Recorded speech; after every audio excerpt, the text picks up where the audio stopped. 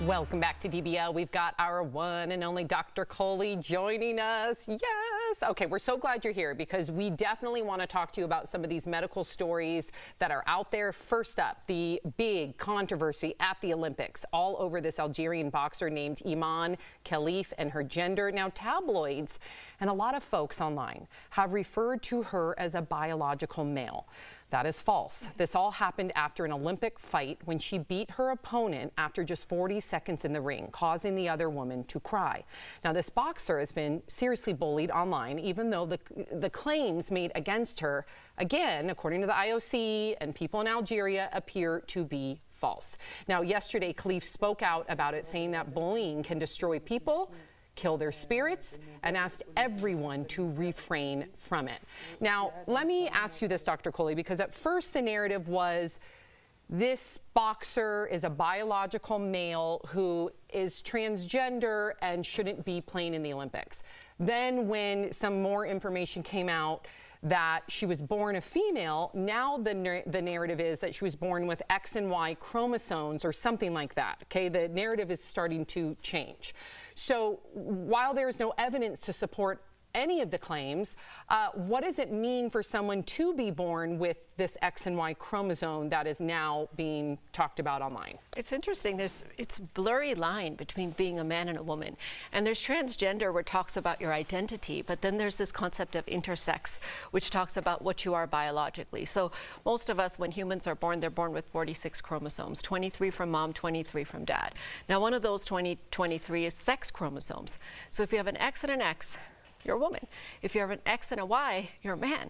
But mistakes can happen. So you can have an XXY, that's Klinefelter syndrome, where you're a man but you're feminized. You can have an X0, just get a single chromosome, Turner syndrome, where you're a woman but your sex organs don't develop normally. And then you can have the Swyer syndrome, where you're XY, which should have been a man, but you end up having female genitalia because that kind of male gene doesn't turn on properly. So you get these streak ovaries, which means they're not really ovaries, they're just kind of dummy ovaries, and an external genitalia that makes you a female. So I think it's a really blurry line, and I'm just sad to hear that someone is being bullied for potentially having something that is a disease. It's sort of similar to what happens with Down syndrome, where you have 3 copies of chromosome 21 instead of 2.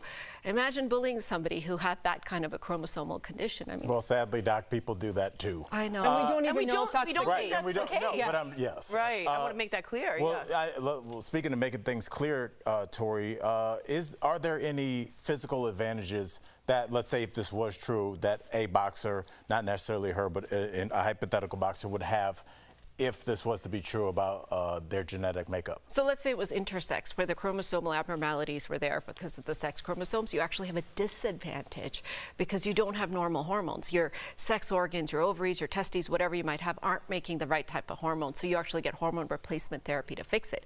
Now, let's say this was a different condition where you have the normal organs and the normal chromosomes, but your volume on your testosterone is just turned up. That's called congenital adrenal hyperplasia, because women make testosterone too from our adrenals. And so if our adrenals make too much testosterone, that could give you an advantage because then you're almost virilized. You have more stamina, you have more energy because you have extra testosterone. It's sort of like endogenous kind of boosting of your testosterone. All right, well, let's switch gears here to David Lynch, one of my absolute favorite directors. He is 78 years old, and yesterday he revealed he has emphysema, okay, after years of smoking. He's a famous smoker. This comes after, in an interview, he is limited now to directing remotely only. Wow. I know, it's just very sad for everybody. What is emphysema, and can you only get it if you smoke cigarettes? So emphysema is a chronic lung disease. And the way I think about it, the way I thought about it in medical school is, think about bubble wrap. Our lungs are like bubble wrap. They have all these little air sacs that kind of help with oxygen exchange, carbon dioxide exchange. So if you pop those bubbles on the bubble wrap, that's what emphysema is. Damage to the air sacs. They're popped open, essentially. Most common cause is smoking, Tori, but it can happen from a genetic condition that can cause a protein deficiency. It can happen from anything that damages our lungs. So even occupational exposure. So I see a lot of construction workers or people working mining who come in with damage to their lungs. And it can even happen from recurrent respiratory infections. So if you've got a bad infection that damages those little bubbles in your lungs, that can cause emphysema as well. Wow. No, I know how much you love him. I love know. him. All right, thank you so much for joining us, Dr. Coley, as always. And DBL Nation, make sure you follow Dr. Coley on social media at Pyle Coley MD. Also, be sure to subscribe to her YouTube page, plus check out her podcast, Heart of Medicine, wherever you listen to your podcast. Thank you again, Doc. Coming up.